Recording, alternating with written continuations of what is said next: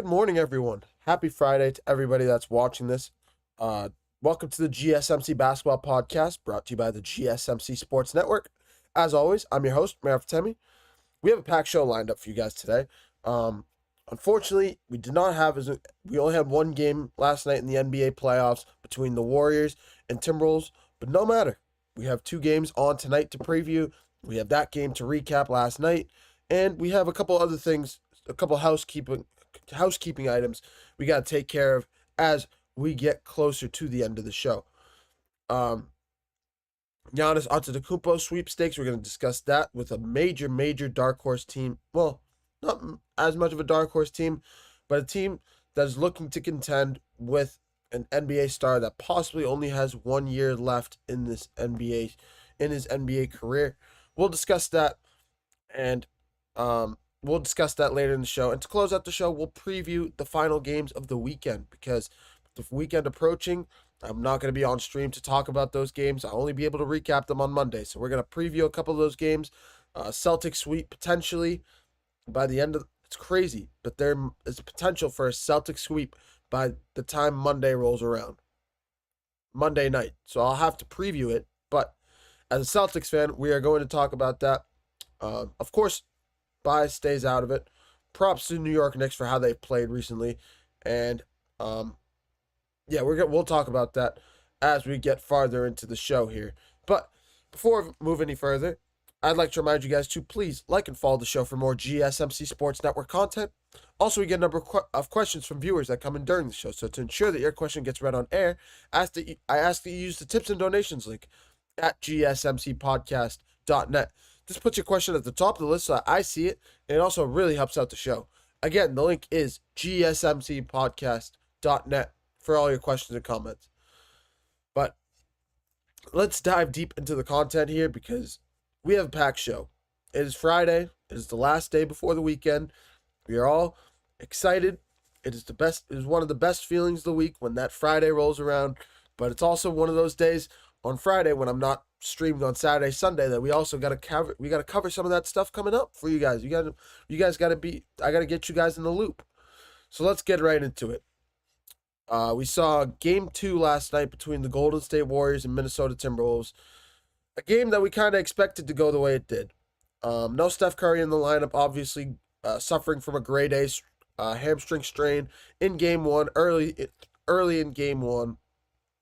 And it looks like his timetable to return is not set until at least game 4. In my opinion, it's going to be game 4, but at least game 4. Many people are saying game 5, game 6, if not game 7, if not even showing up, not even coming back in this series. This is Steph Curry's first hamstring injury he's ever suffered from, and in those moments, sometimes it just takes a little bit longer for the hamstring to heal up. In other ways, it could mean that since it's the first time, it could heal up quicker because you're not suffering the same injury again.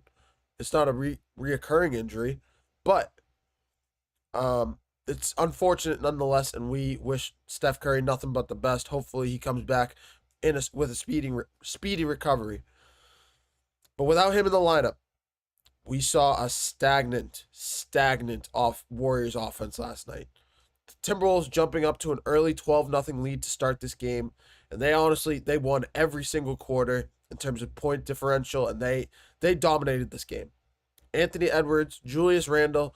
It's nice to see Julius Randle continuing to play at a high level. We saw him play at a high level against the Los Angeles Lakers in their first round series. Last night he had 24 points as well, and is continuing to play at a high level. Didn't shoot the ball as well as we know him to be, but still playing at a high level. 24 points, 11 assists. Something we don't really see him is facilitating the ball, and the offense running through him right now. Something we haven't seen since really 2021 Julius Randle when he was with the New York Knicks. And even then, he wasn't much of a facilitator. He might have been the best player on the team, but he wasn't as much as a facilitator as we saw last night. Moving down the line, we had two 20-point scorers in Anthony Edwards and Nickeil Alexander-Walker. He was the X factor in this game. being able to shoot the way he did, going 4 for 6 from 3-point range, 7 of 13 from the field. He was a big reason why the Timberwolves got the win in this one. And like I've said, Nickeil Alexander-Walker is one of those guys that can go off anytime. Just like a Jaden McDaniels, just like a Naz Reid. I promise I'll shut that window before we start the next segment here. I'm so sorry about that.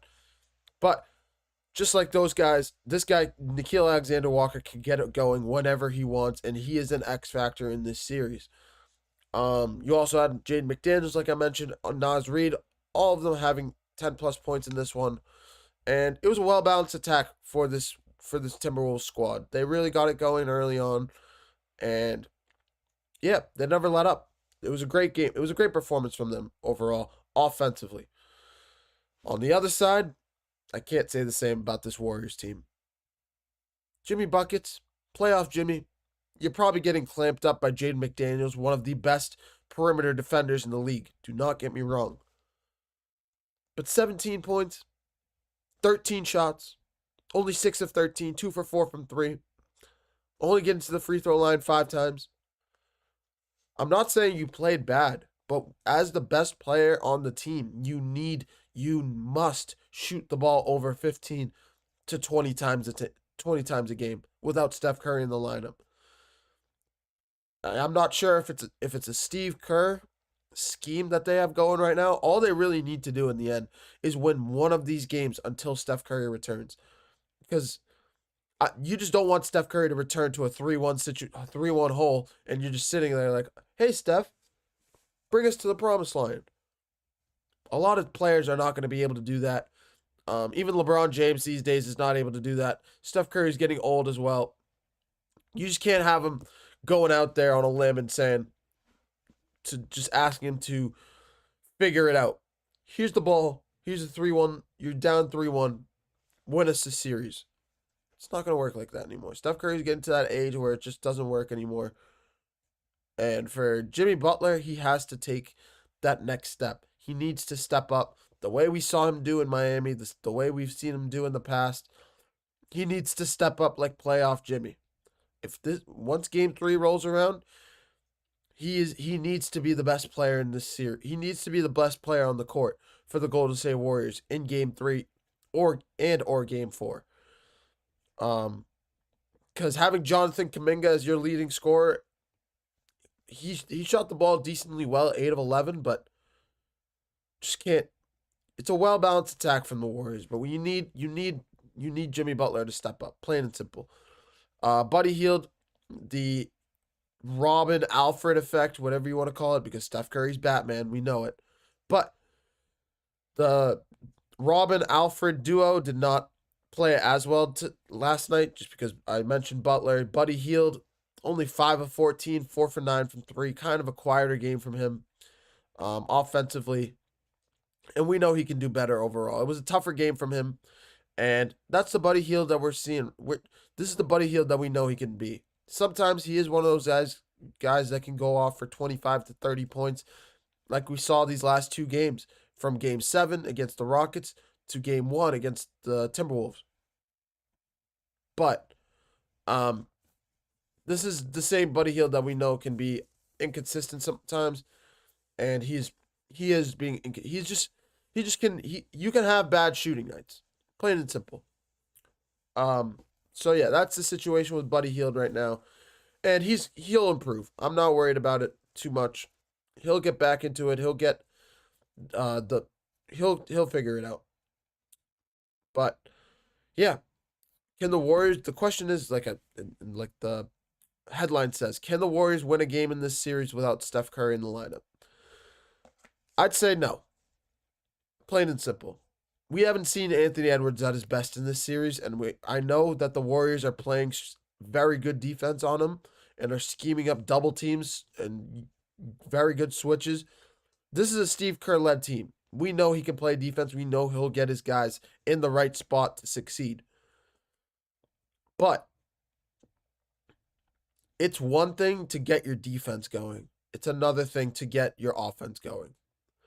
You can only hold off a team defensively for only so much time. We saw it against Houston with what the Warriors did against Houston. We saw what Boston did to Orlando. We saw what New York did to Detroit.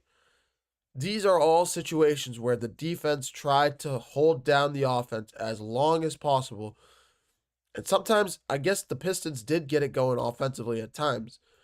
But in the other series, outside of maybe the Rockets couple games that they went crazy, game 2 and game 5, their defense was not able to hold it down against the Warriors. It's plain and simple. The games might be close.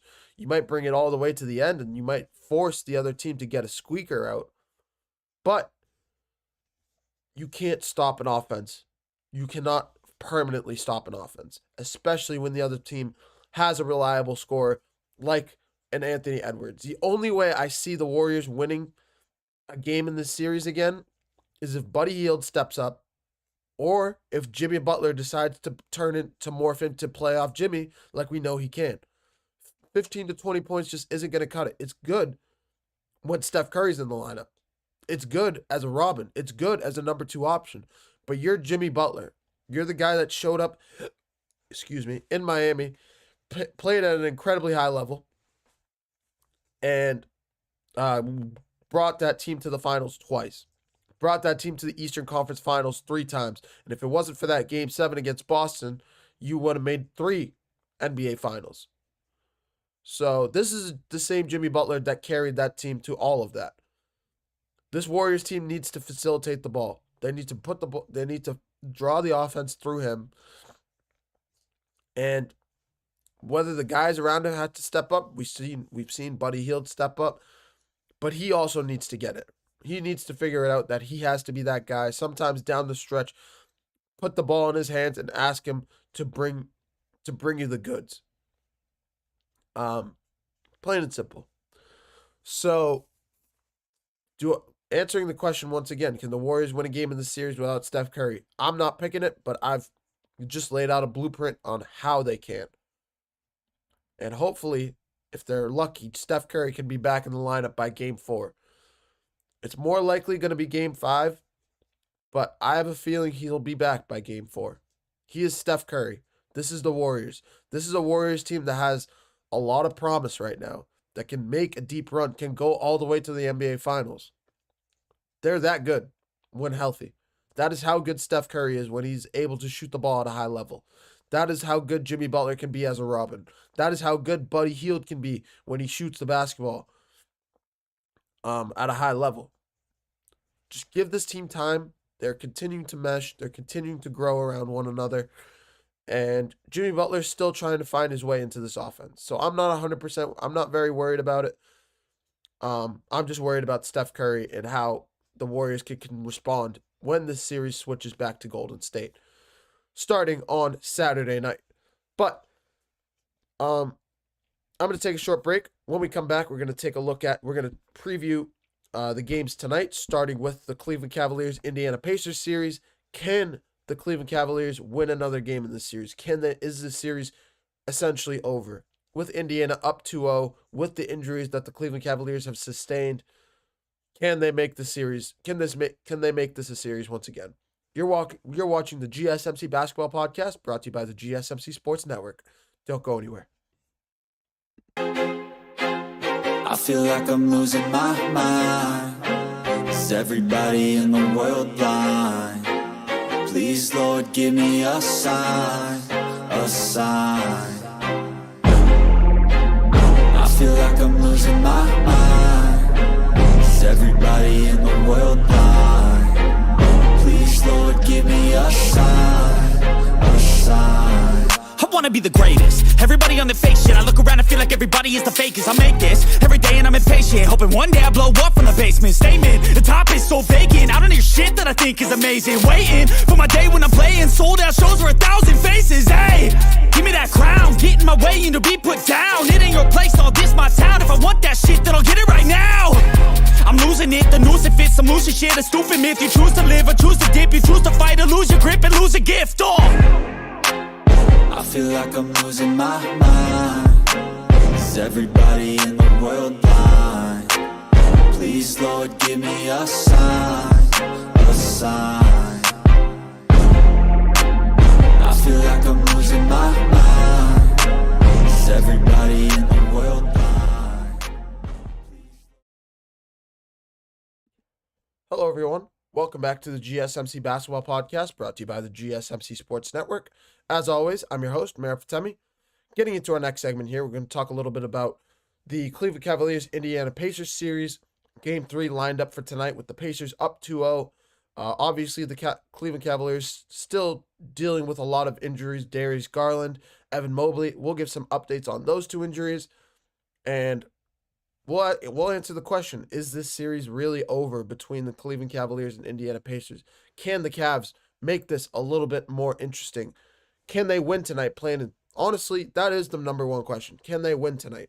And we'll have an answer for that during this segment. But before I move any further, I'd like to remind you guys to please like and follow the show for more GSMC Sports Network content. Also, we get a number of questions from viewers that come in during the show. So to ensure that your question gets read on air, I ask that you use the tips and donations link at gsmcsportsnetwork.net. This puts your question at the top of the list so that I see it, and it also really helps out the show. Again, the link is gsmcsportsnetwork.net for all your questions and comments. But let's get right back into it here because this is a packed segment. This is probably one of the more packed segments that I have today, just because of how many moving parts are going on right now in this series. We have the Cleveland Cavaliers, the number 1 overall seed in the Eastern Conference, one of the best teams in the NBA. We have Donovan Mitchell, who just went off for 48 points in Game 2, one of the most efficient performances we've seen from Donovan Mitchell, getting to the free throw line 20 times, shooting the ball incredibly well, and just being reliable down the stretch. Now, he looked exhausted at the end of that game.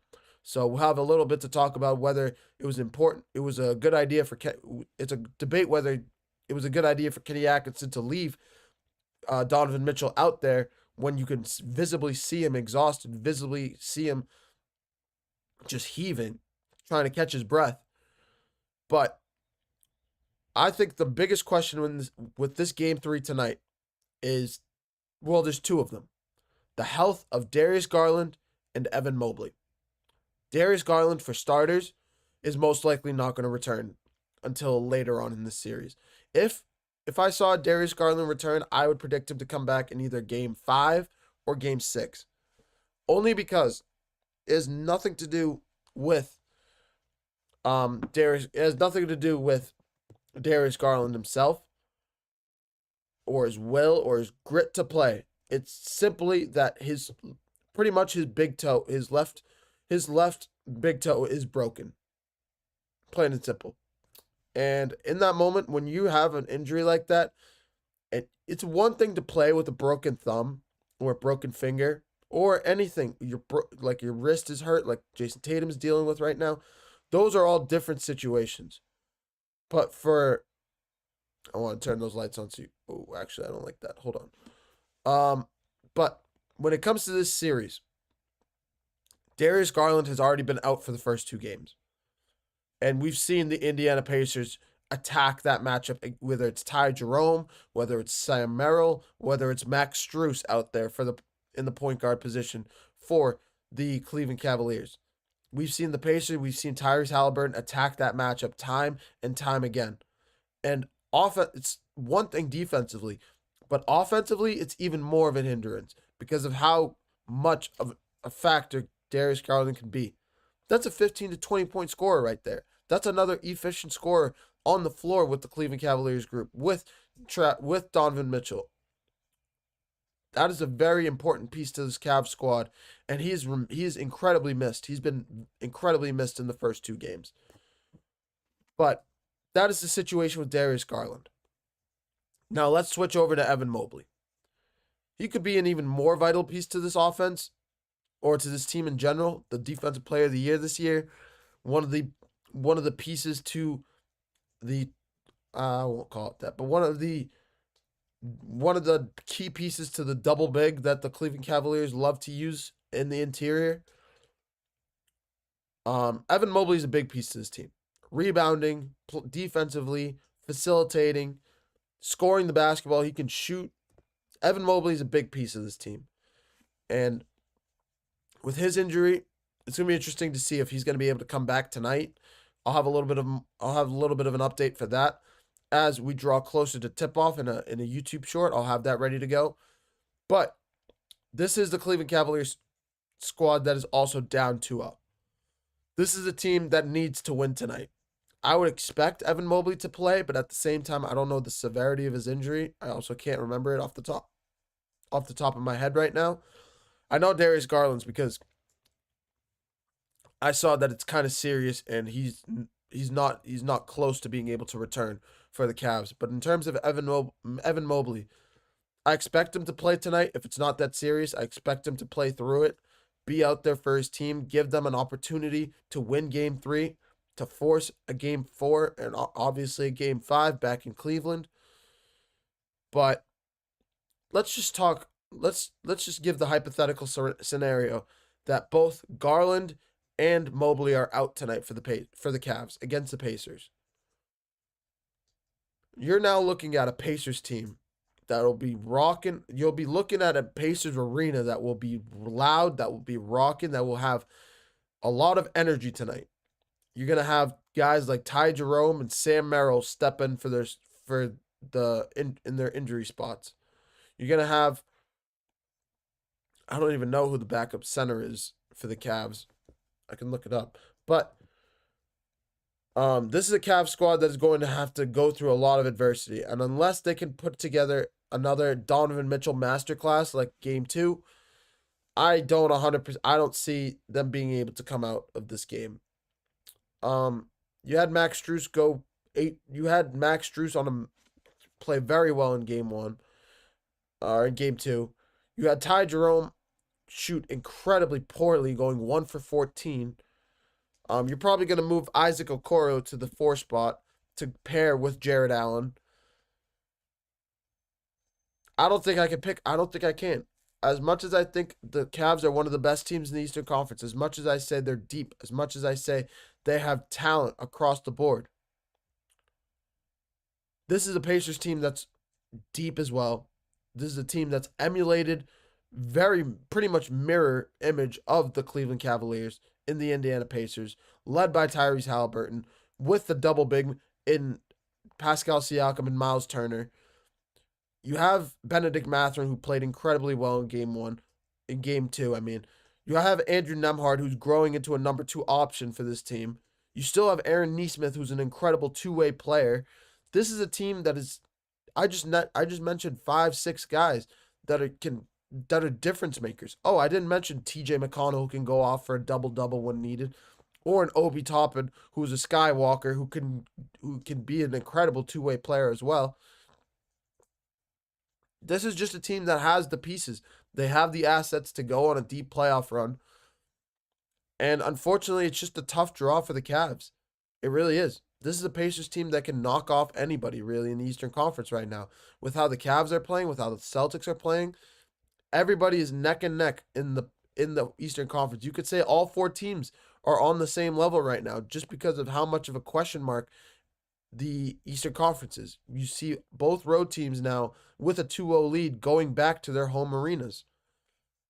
So, to answer the question, is this series over between the Cavs and Pacers? I think so, yes. Do I think the Cavs with Mobley could have an opportunity to win tonight and tomorrow or Game 4? I think there is an opportunity. There is a world where that happens. But I can't say it will. I'm not choosing it, and I'm not going near it. I think the Pacers are exceptionally well coached. We saw Tyrese Halliburton kind of struggle early on in this game and turn it on in the fourth quarter. That's how the Pacers won Game 2. I expect him to have a bounce-back game offensively. So let's just say that's already going to be a bounce-back game. Let's say Andrew Nembhard still sticks around 15, 20 points like he had in Game 2 with 19. Let's say Pascal Siakam and Miles Turner continue to play at a high level. Miles Turner attacking Jared Allen in Game 2 and taking advantage of him.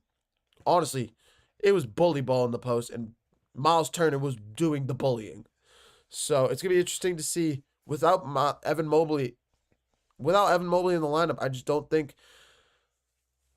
I think the Cavs are sitting ducks in Game 3 without Evan Mobley in the lineup. You can't count on Donovan Mitchell. He has a lot of experience, but this is the same Donovan Mitchell that really looked incredibly exhausted at the end of Game 2. Incredibly exhausted.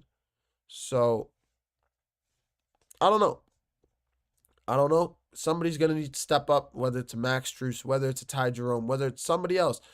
If the Cavs are going to win this game, they need somebody to step up with Donovan Mitchell. They really do. It's plain and simple. And you have to find the weakness on this Pacers team, and whether that requires you to beat them at their own game shooting the three, you need to finish the job. Game 2, you didn't finish the job. That is my key point that I want to hit home. So that's my take. I think I got the Pacers winning tonight, and then depending on Mobley's health, probably winning in 4, if not 5 games. I don't see it going past 5 games, but I've been wrong before. So we'll continue to watch, and this is the NBA playoffs. Anything can happen. So we are here for it. We are going to continue to watch, and we'll figure out how this series will end. Whether it ends over the weekend or whether it ends on Tuesday night back in Cleveland. We'll figure it out. But coming up next, I'm going to take a short break. Coming up next, we have the other game happening tonight. We're going to preview the Denver Nuggets and Oklahoma City Thunder series, Game 3 back in Denver. Jokic versus SGA, a 1-1 series in a crucial Game 3. You're watching the GSMC Basketball Podcast presented by the GSMC Sports Network. Don't go anywhere. Looking for your daily fix of sports talk without having to pay for it? GSMC Sports Network is available on YouTube. Just search GSMC Sports Network. Get your fix of daily sports talk shows on YouTube, absolutely free. NFL, college football, NBA, MLB, MMA, UFC, fantasy football, and so much more. GSMC Sports Network has shows running all day long, with new sports shows starting every 2 hours. Just like on your favorite cable sports channel, except GSMC Sports Network is absolutely free. Just search GSMC Sports Network on YouTube to catch one of your new favorite shows, like the GSMC College Football Podcast, Chip Shot Football Podcast, Hoops and Heels Women's Sports Podcast, GSMC Basketball Podcast, and so many more. Check it out for yourself. GSMC Sports Network, now available on YouTube absolutely free. Search GSMC Sports Network on YouTube right now.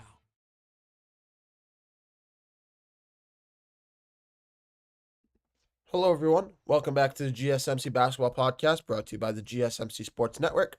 As always, I'm your host, Meir Fatemi. Those lights look incredibly well now. Before, I don't know if it was the camera was distorted or it was muffled, but I think it just looks much crisper with this, and just some better lighting won't hurt. It's just kind of dark outside, gloomy weather. So I figured to turn on these lights, give you guys a little bit better lighting, and in general, just looks aesthetically better, I'd say, just looking at it here. But let's get back to the content here. Enough about lights. We have Oklahoma City going up against Denver tonight. The Thunder going into Denver, hoping to pull out a Game 3 after absolutely dominating the Nuggets in Game 2. That game was not close. That game was over early on. That game was over in the first 7 minutes. That game was over, you could say, after the first quarter, when the Thunder decided to go up by 25 points in the first quarter, decided to go off for 42 points in a quarter. This is the same Thunder team that broke the NBA record for points and a half with 87 points. The most points anybody has scored in an NBA half in the playoffs. So this is that same team. And they still have SGA. They still have Jalen Williams. They still have Chet Holmgren. They're still exceptionally well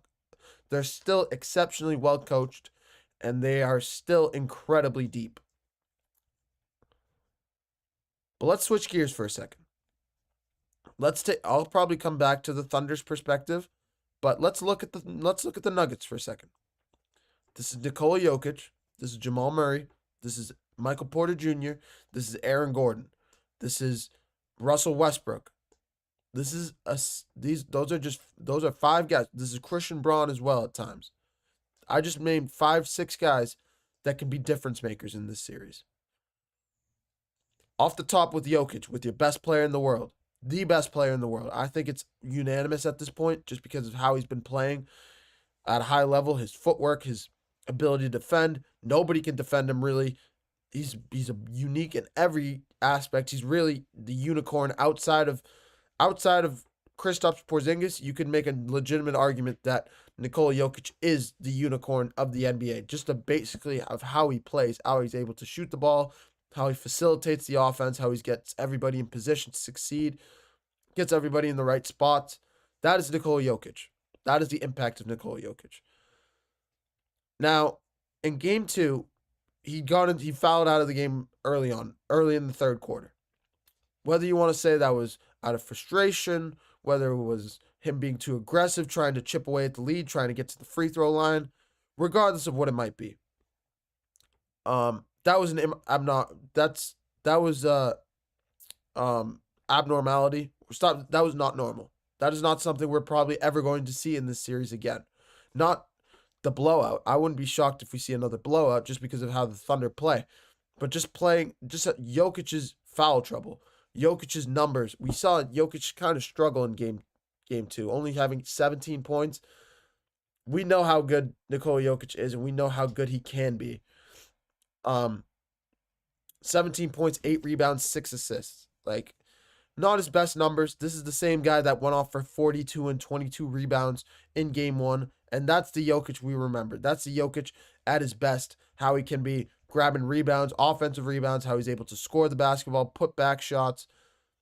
Nobody has an answer for him for the Thunder. Even if you want to say a Chet Holmgren, even if you want to say an Isaiah Hartenstein, unless you have both of these guys on the court together, which then you're kind of hobbled offensively, Jokic is going to eat you alive in the post unless you have them both on the floor together. Plain and simple. But I think a major aspect of this series that the Nuggets need to hit home, need to attack the same way they did against the Clippers. They must attack the offensive glass. Whether it's off, they need to dominate the rebounding aspect.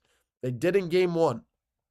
They really did. They dominated them on the glass in game 1. But in game 2, we saw slippage. We saw slippage out of the group. And that is a major point that the Clippers hit home when they won their games. I apologize. One of those times that you have to sneeze, you don't actually sneeze. Whew. But in game 1, we saw 3 guys, I believe, go into have a double-double. We saw 3 guys with Aaron Gordon, Nikola Jokic, and Christian Braun have double-doubles in their game. In that game. Game 2, we saw 0. Now, whether you want to say that's an abnormality, whether you want to say that's the Thunder playing well, regardless of what you want to call it, we only saw the only player on the other side to have a double-double was Chet Holmgren with 11 rebounds, which isn't really saying too much. So, yeah, this is the Denver Nuggets team that can dominate the glass when they want to, when they play at their best. The Thunder definitely playing the Thunder getting ahead really early on the way they did definitely forced the Nuggets to spread out offensively around the top of the key, shooting 3-pointers, trying to attack them that way, trying to get hot from 3 to try to chip away at that lead. But that definitely had an impact on it. But this is the same Denver Nuggets team that can dominate that post. So I think if you're the Nuggets and you want to win this series, that's where you attack. That's your point of interest. That's where you try to make the most damage, because the Oklahoma City Thunder, you're not going to beat them in a shootout. I don't think anybody in the league can beat them in a shootout. When they're shooting the way they did in game 2, when you have 8 guys that go into double figures, 8 guys. You have a guy in SGA that goes off for 34 points.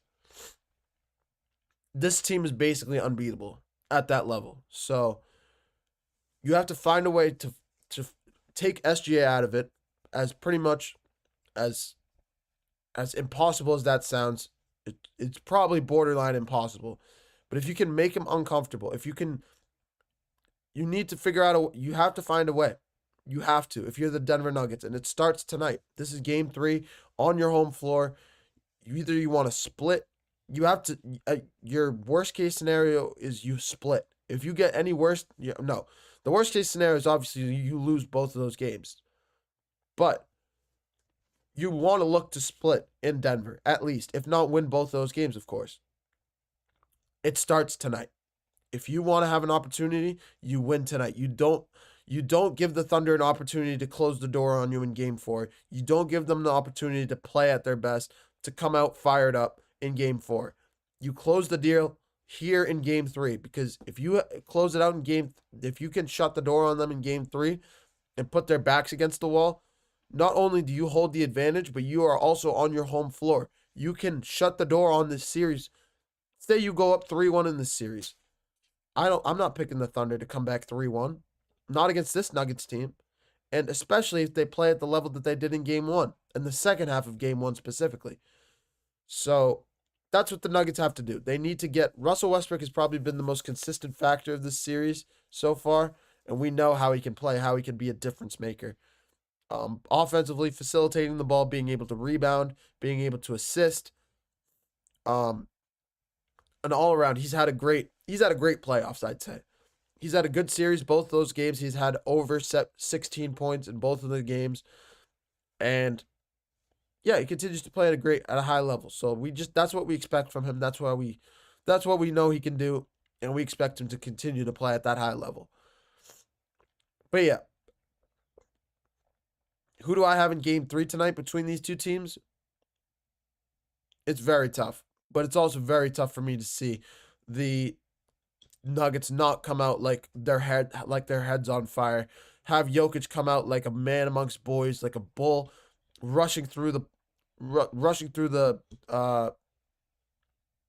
villas of, I'm not even gonna make that. I was gonna say a bull rushing through the villas of Spain, running down the lane, but that made no sense. So this is Nikola Jokic we're talking about here. This is the best player in the world. He will show up tonight. And unless SGA can match up with that, unless SGA can match the offensive efficiency, and even then, you still have guys like Jamal Murray in the background, like Aaron Gordon, Russell Westbrook that I expect to step up. This is going to be both teams are going to need to play at their best to beat each other. Whoever wins this game, it's going to be about team basketball, and it's going to be a very close game. But I have the Nuggets squeaking it out. I really think I think they hold on. I think they can take care of business at home in game 3 and go into game 4 with a 2-1 lead. I really think so. So that's my take on it. I'm going to take another short break. Coming up next, we're going to talk a little bit about we're not going to talk about playoff basketball, actually, funny enough. We're going to talk about Giannis Antetokounmpo going to a contending team in the NBA right now, and if it's the right move to make. Do you roll the dice on your future, or do you roll the dice on Giannis Antetokounmpo and say, I don't want you. I want my future. I want my future guys. I want to build this team from the ground up. You're watching the GSMC Basketball Podcast, brought to you by the GSMC Sports Network. Don't go anywhere.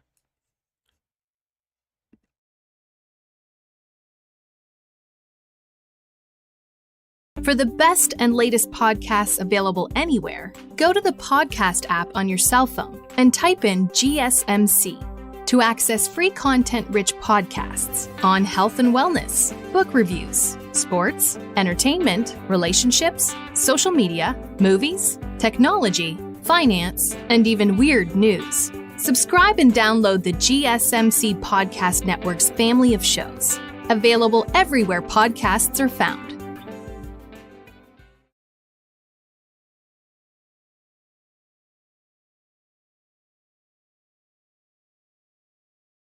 Hello, everyone. Welcome back to the GSMC Basketball Podcast, brought to you by the GSMC Sports Network. As always, I'm your host, Meir Fatemi. Let's get into our next segment here, because this is honestly we've talked a lot about playoff basketball, and it kind of gets a little bit not redundant, but we've talked about the same factors over and over for the same teams, and let's switch gears back over to off season, to some hypothetical scenarios, and yeah, the offseason's pretty much right around the corner. So let's start talking about it with possibly the biggest story in this year's offseason. The play of Giannis Antetokounmpo. Giannis obviously being in Milwaukee for the last, what is it, 8 years, 9 years now, being drafted in 2016. He's either drafted in 2015 or 2016. I can't remember. But this is the same Giannis Antetokounmpo that's been dedicated to the franchise for a long time, has continued to put them first, has continued to try and bring this team a championship, and he succeeded in that goal in 2021. However, this is the same Milwaukee Bucks team that does not have a lot of assets to trade. They do not have their second running mate, their running mate with Giannis Antetokounmpo and Damian Lillard, just tearing his Achilles in the NBA playoffs a couple weeks ago. He is 37 years of age. We haven't really seen players come back from Achilles injuries. This is a 2-year injury. When he comes back, I think when he comes back, he's going to be 37. He's 35 now. You can't expect Damian Lillard to come back as the same player, plain and simple. But this is the same Giannis Antetokounmpo that has also been bounced out of the first round of the playoffs 3 years in a row. Hasn't made it to the conference finals since 2021 and is continuing to come up short time and time again. Not him, because he's playing his heart out. He played his heart out in their playoff series against the Indiana Pacers. But this is the same Giannis Antetokounmpo that is playing his heart out, trying his best to will his team to a series wins, to playoff wins. And I feels like the team just comes up short every time. It really does. So, with that, this is the same. Giannis Antetokounmpo has expressed his interest to contending for championships, wanting to contend, wanting to make the most of his prime, the prime that he's in right now. And with that, there have been a lot of trade discussions, whether he wants to go to New York, whether he wants to stay in Milwaukee, whether he wants to go somewhere else. And that's exactly where we're going with this. We know he wants to go to a big market. We know that New York is in the running for him. Unfortunately, it doesn't look like the Knicks are going to be in the running for him just because they don't have the assets. They just literally traded 5 first-round picks for Mikal Bridges in Brooklyn. So Brooklyn definitely has the assets if they want to use it. Of course, this is going to be Giannis will sign off on wherever he goes. So he has to sign. He makes the final call, regardless of what ownership says. Let's say Brooklyn gets in the mix. He's probably not going to Brooklyn. I think there's 3 teams that are legitimately in the mix here. 2, if not 3. And let's start with that third one, honestly, because that's where the question takes us. The Los Angeles Lakers. Let's say Giannis is definitely interested in the LA market. He wants to get to a big market, and that's LA. If you want to get somewhere with a big market, go to LA, go to New York. Those are the 2 best options for you. Let's say LA, he wants to go to LA. The problem is there are a couple problems with that. First, the payroll. You have to pay Luka Doncic $330 million in this year's offseason. That's problem A. Problem B, you have to give up young talent for him. There was a mock trade that came out a couple days ago on Twitter from a page called Lakers.com. That's the name of the Twitter page. It was reported that the Lakers were interested or made a call to the Bucks about Giannis Antetokounmpo, and there was a mock trade that was brought up for it. So I'm gonna say that here. I'm gonna say this here, and I'm not saying that this is confirmed. I'm not saying that this was the trade that was talked about, but this is a mock trade. If there was a trade in place that possibly the Bucks could be interested in, Giannis Antetokounmpo going to Los Angeles in return for Austin Reeves, Rui Hachimura, Dalton Connect, and 2 first-round picks. That's the package. Now, there's a couple ways to slice this. You can say that you want. Giannis is one of the best players. He's an international talent. A lot of people love him. He's an international draw. He's a fan favorite. You can make a lot. You have two guys that can be box office. Okay. That is the first side of the coin, and that is the eye candy side of it. Now let's look at the logistics. Let's look at the meat and potatoes. Let's look at the broccoli. Let's look at the Brussels sprouts on the side that a lot of people don't want to look at. Let's say you bring, and I'm going to bring up the contract situation again. Let's say you bring Giannis in. And you have to do it this year with LeBron on the court with them. You want to get LeBron a championship. You're going to roll the dice on the long term. You want to maximize the short term, get LeBron a championship so he can go into the sunset with that chip in his hand, and he can call it a career riding off to the sunset. The same way Peyton Manning did for the Denver Broncos. Let's say they even decided to entertain that notion. If they did that, you would have two $300 million guys, two $300 million payroll guys, two $300 million guys on your payroll. You lose all of your young talent. You lose all of your future with your first round picks. You're going to lose LeBron in the offseason. And whoever you can get off the streets with whatever money you have left after paying $600 million to two guys, you're going to have to give the rest of the guys crumbs. Whether you give it to, I don't even know who you could bring it to, who you could give it to. You have to pick guys you have to get guys off the street, whoever you can. And I don't mean legitimately off the street. I mean off the free agent market. And who knows what that could look like. That could look like a KCP coming back. That could look like a Kyle Kuzma coming back. Even then, even if you brought either of those two guys, you would need to pay each of them probably $5 to $10 million each a year. Like your money, just the math does not math. Especially with the Lakers being a family-owned business with Genie Bus owning the team. Especially with the second luxury tax apron. You're just not going to make that kind of money if you're the Los Angeles Lakers to pay these guys. So that's the main issue. The math does not math. The only way for the math to math is if LeBron decides to take a pay cut this year to bring Giannis in, to pay Luka to bring Giannis in. LeBron would have to take a little bit of a pay cut to pay the rest of the guys around him. And LeBron's already shot that down. That came out about 6 days ago with The Athletic reporting that LeBron is not interested whatsoever in taking a pay cut for this team. So that's the standpoint. The Lakers obviously have the assets if they want to. Giannis is box office. Giannis wants to go to LA.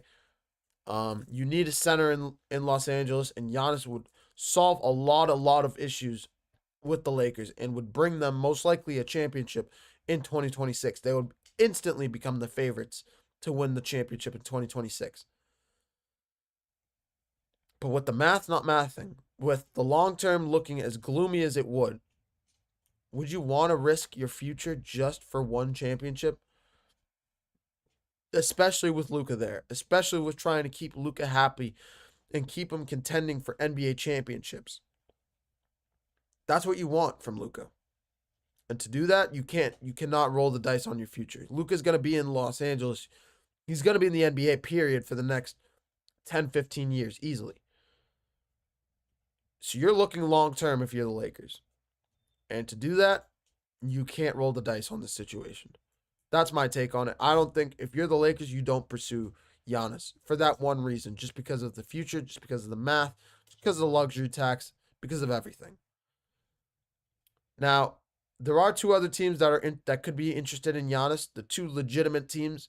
One is more legitimate than the other. The other is more of a dark horse. If we're going to start legitimate, we have to look at OKC. OKC, with the haul of picks that they have, with the youth that they have a number of players that they can trade in terms of valuable assets. I think they have 20 to 25 first-round picks over the next 6 years. Something crazy. If not more than that. It could be more than that. That is how good that is the draft class that the Thunder have in their disposal. That is what Sam Presti has at his disposal if he'd like to use it. So I think in terms of assets, in terms of package, the Thunder can offer the best package for Giannis Antetokounmpo. That is the most legit. That is probably the favorite. That is my team, I think, the favorite to land Giannis in the offseason, outside of Milwaukee. But there is the dark horse, of course, and that would be the San Antonio Spurs. Let's say they keep Wemby. Let's say they draft Cooper Flagg. Let's say they keep De'Aaron Fox and Steven Castle, the Rookie of the Year. And then let's say they bring in Giannis Antetokounmpo to play the 4 position. You play Wemby at the 5, you play Giannis at the 4, you keep Steven Castle. No, you put Cooper Flagg or whoever you draft in this year's NBA draft, because you have a top 5 pick in the NBA draft. You put him at the 3, and then you put Castle or Fox interchangeable at the 1 or 2. That lineup would be deadly. Can you imagine if Wemby continues to grow and excel into the NBA? Can you imagine that group? That group becomes instant contenders for not only the Western Conference, not only a playoff spot, the NBA championship. And that would make it a 2-horse race. Honestly, it would make it a 2-horse race between the Thunder and the Spurs, I'd say, regardless of who gets Giannis. Because that is how good the Spurs draft class has been. And honestly, as much as I love talking about this, these two teams deserve segments of their own in terms of how Titan-esque the Western Conference is about to look in the next few years after the Steph Currys of the world retire, after LeBron James decides to walk away. The Western Conference is shaping out to be one of the best premier conferences in the NBA, in NBA history. So that'll be a segment to talk about probably as we enter the offseason. I don't really want to talk about it as we're in the middle of the playoffs just because of how good the NBA playoffs are right now. I don't want to look too ahead yet. But yeah, I just wanted to touch on the NBA, on the Giannis Antetokounmpo sweepstakes, because they're kind of starting to heat up, especially with the Lakers news that came out a couple days ago. But I'm going to take a short break. Coming up next, we're going to take a look at we're going to preview the NBA playoffs over the weekend. We're going to preview the rest of the games on Saturday and Sunday and give a little bit of a preview of how all of the series will look across the board come Monday when we're ready to recap these series. You're watching the GSMC Basketball Podcast presented by the GSMC Sports Network. Don't go anywhere.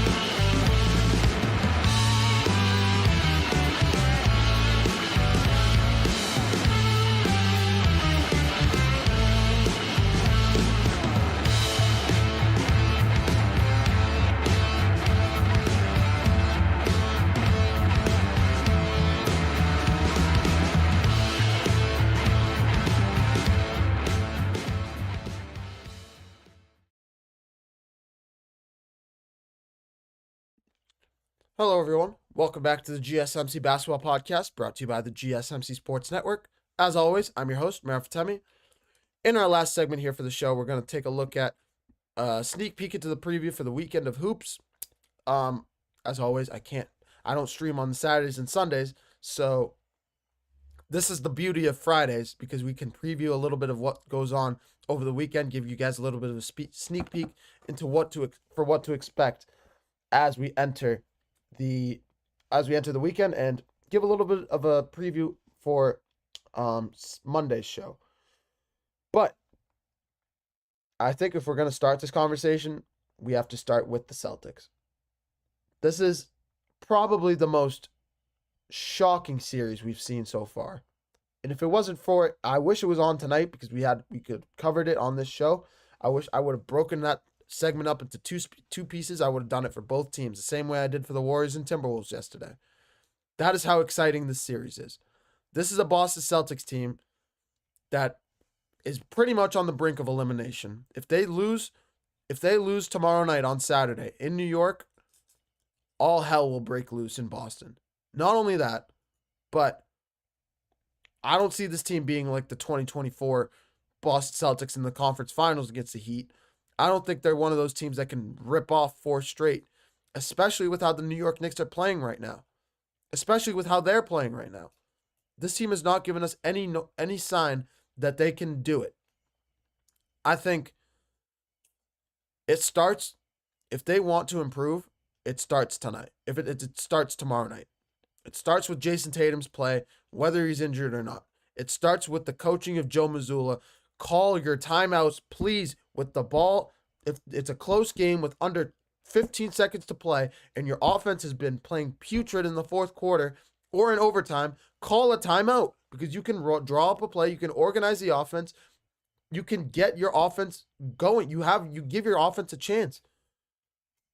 Also, why does this team kind of remind me of 2022, or not 2022, 2018 with Kyrie Irving on the floor? Why does the Celtics team remind you of one of those teams that just sits there, especially if you guys go back and look at what happened in the final play in Game 2 when Jason Tatum decided to dribble over into a triple team, into the corner into a triple team and turn the ball over. If you look at the overhead, everybody's standing around like this. Just standing. Stop standing. Get around. Get yourself open. Give Jason Tatum an outlet. He dribbles himself into a triple team, and he has no outlet to pass to. Nobody gives him a chance to. He has no chance. Celtics have no chance. They stand. So that is enough of that. That is Celtics fan me coming out, just because it's so infuriating to see your offense just standing and just waiting for your number one guy to get himself a shot. It's not 1v5, man. It's a 5v5.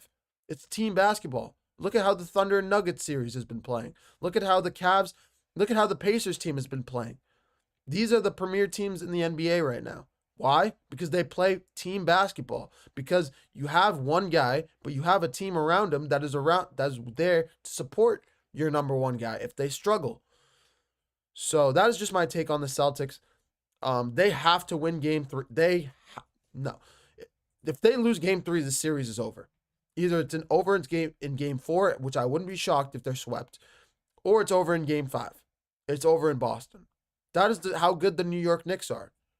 So that's just my take on it. Also, one fun fact: the cost to get into New York for Game 3 is over $800 to sit in a balcony seat. If that does not prove how loud, how packed, how jam-packed New York City is going to be tomorrow night, I would not get close to the Garden. If anybody's listening to this and lives close to Madison Square Garden, get out of New York tomorrow night. Do not travel there. Do not think you're gonna be able to get there, drive nearby, whether it's to Broadway show. Take the train. Take the train into Broadway. Use some other sort of system of transportation, because New York will be packed tomorrow. Madison Square Garden will be rocking, and the Celtics are going to have their hands full with the Knicks. The Knicks will be ready to go. Jalen Brunson, I would not be shocked if we see a 40-point performance out of Jalen Brunson tomorrow. I would not be shocked if we see, I'm so sorry about that. I would not be shocked if we see OG Anunoby step up, Mikal Bridges step up, Karl-Anthony Towns step up, especially with the, not injury, but with the health of Kristaps Porzingis kind of up in the air right now with how he's been playing in the first 2 games, with how he was benched in game 1. This is a Celtics team that needs to bounce back. This is a Knicks team that continues to grow and wants to knock off one of the top tier titans in the Eastern Conference. And the Celtics need to win game 3, plain and simple. Win game 3, worry about game 4 after that. If they can win both of those games, I think they have an opportunity to still win the series. It would still go 7 games, but if the Celtics want a chance to win this series, they have to win both of those games in New York. And it's possible because Detroit did it 3 times. I did fact check that. They did it twice, not 3 times. And the Knicks, if you want to look statistically, played better against the Pistons in Detroit than they did in New York. So whether that's a fact a notable fact, we'll see how that all plays out, how that all shakes out. But yeah, Celtics have to win game 3 and game 4 to have an opportunity. First off, win game 3. That's my take. And I don't want to talk about it anymore because it just makes my blood boil. As a Celtics fan, I know how good this team can be. The Celtics outmatched them in every single place on the floor. This should be a 2-2 series, if not a 3-1 series, coming back to Boston on Monday. That's my take. I'm praying. If I have to come on here and give a funeral speech, if the Celtics are down 3-0 and I have to give a funeral speech for this Celtics team on Monday, I may have to put that at the end of the show. I may have to make that my 5th segment and then sign off of the show right after that. Because I don't know if my heart is going to be able to take it. Hopefully, we'll hope. It's one thing if you know your team's going to lose. It's another thing when you know your team is literally better than the other team in terms of matchups. And they should win this series pretty decisively. And now you're looking at a 2-0 hole in the opponent's building. You've dropped 2 games on your home floor. That's neither here nor there. I've had enough. I'm not talking about it. Let's switch over to another series. I'm trying to figure out when the Warriors, how many games the Warriors have to play over the weekend. They only play 1. So this is a schedule. I probably should have started with this. We have Celtics Knicks tomorrow at 3:30, followed by Timberwolves Warriors at 8:30. We talked about the Celtics Knicks. Let's talk a little bit about the Timberwolves Warriors. We already talked about that. So let's give a brief rundown on what my prediction is. I'd say the Warriors are probably sitting ducks in water right now, unless I mentioned it earlier when I previewed game 2 or when I recapped game 2 last night. Jimmy Butler has to step up. Jimmy Butler has to step up and take the ownership has to take the ownership role, has to take the floor general role for the Warriors without Steph Curry in the lineup. He has to. There's no other way to slice it. He's the best talent that the Warriors have. He needs to have more than 17 points like he did in game 2. You cannot have Jonathan Kuminga outscoring you, even though he took less shots. You need to shoot more than 13 shots, and you need to attack the basket. You need to draw fouls, and you have to attack Rudy Gobert and Julius Randle in the low post.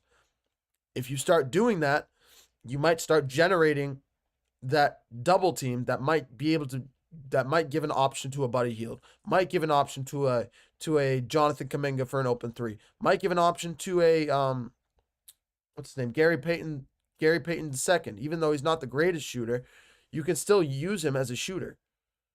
The Golden State Warriors need to step up in game 3, and I think as long as you win one of the next 2 games, you're fine. I wouldn't be shocked if they lost tomorrow night. We'll have a little bit of an update for game 4 on Monday, so we can preview and recap and preview that series on Monday. But that's my take on it. The Timberwolves should win. It should be up 2-1 come Monday. Farther down the line, I'll start rapid firing these. Thunder, Nuggets, Cavs, Pacers. I literally just got done talking about these 2 series because they both kick off later tonight. Thunder, depending on how game 3 rolls around, I think game 4, whoever loses game 3, I expect to win game 4. unless it's the Nuggets, I can see there is a smidge of a chance that the Nuggets can pull out both games, which would be shocking if the Thunder go down 3-1. But I would also be equally shocked if the Nuggets go down 3-1. I know the Thunder are unstoppable. They're unbelievable. But we've seen the Nuggets dismantle them rebounding-wise, defensive-wise, being able to shoot the ball. We know Jokic is a mismatch against this team.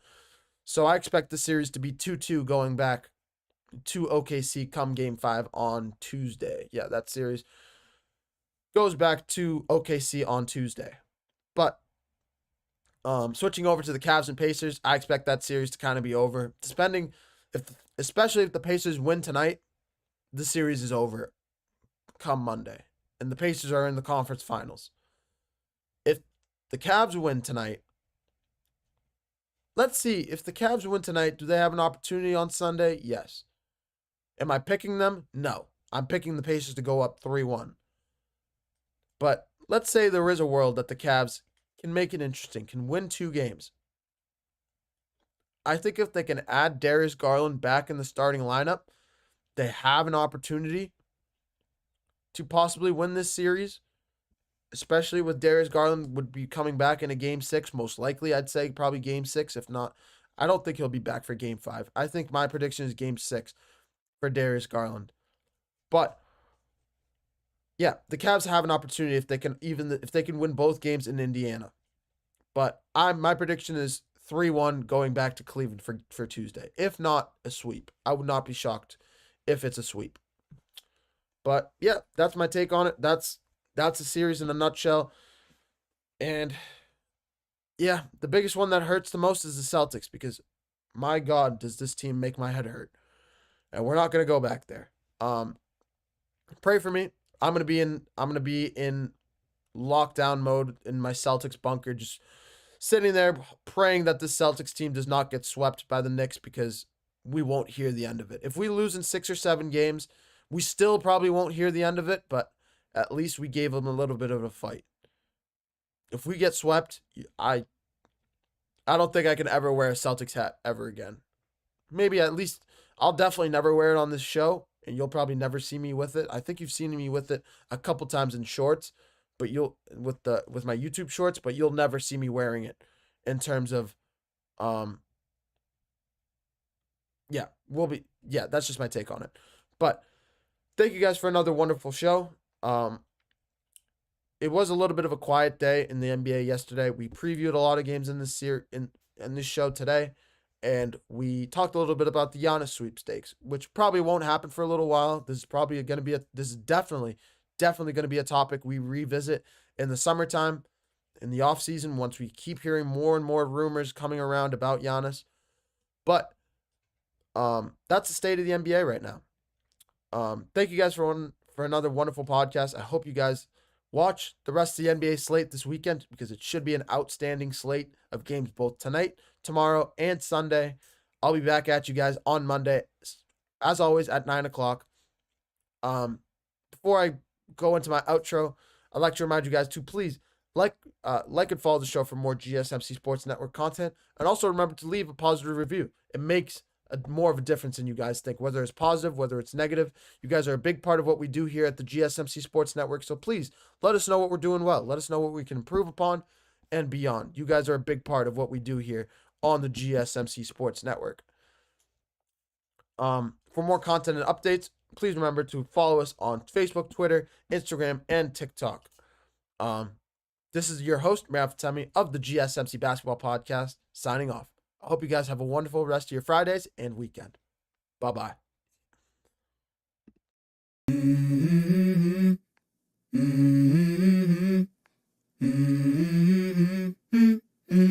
Let's go. I wake up to a little bit of drool on my pillow, feel like it's gonna be a bad day. Yeah, I'm tired of shit, and the coffee ain't hit yet, damn, ain't that great. I don't wanna go to